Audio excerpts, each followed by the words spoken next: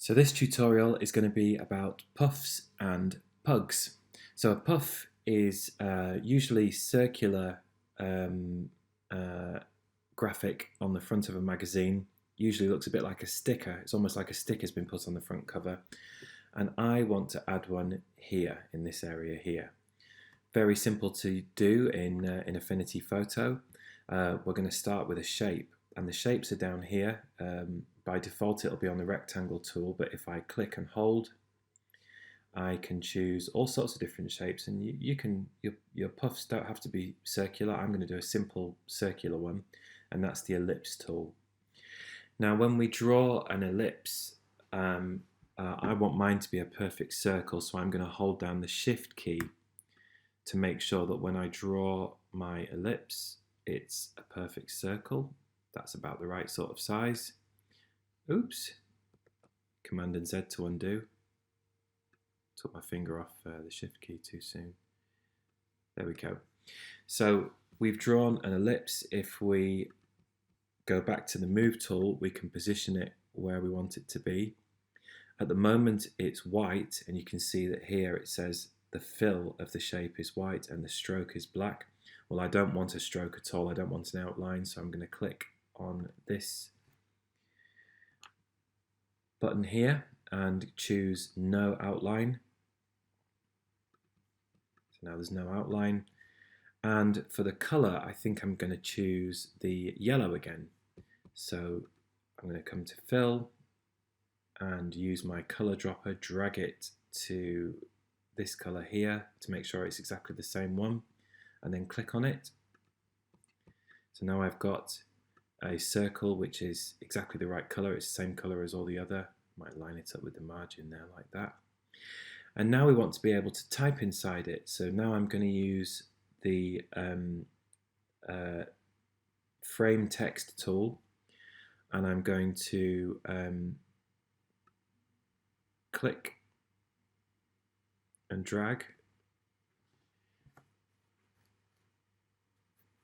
and what am I going to put inside my, I did one on this version, Win Beauty Products Galore. Okay, so I'm going to type Win, I think I'm going to make sure that I'm using the right pink before I type anything. There we are. And I also want BBAS again. That's it. And probably quite a bit smaller, maybe 18 point, Win Beauty Products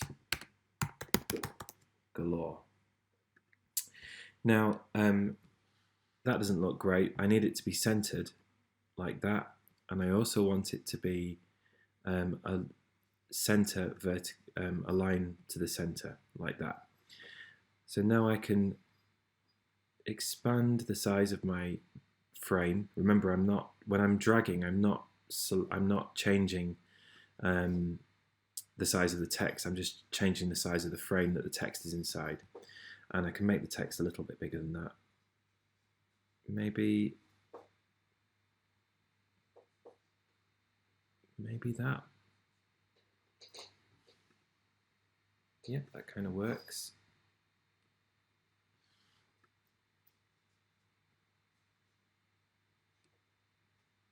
And I might also choose to just slightly tilt it. Yeah. And I think it needs an exclamation mark, so if I double click on it, I can edit it. Win Beauty Products Galore. There we go.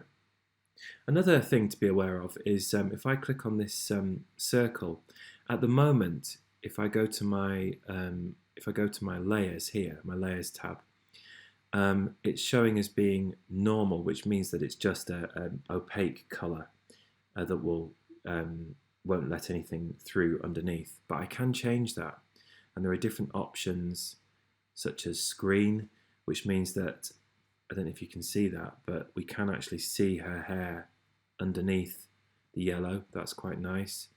Or there is overlay, which means that we can sort of see, it's almost like we've put a yellow sort of semi-transparent bit of plastic over the top of it.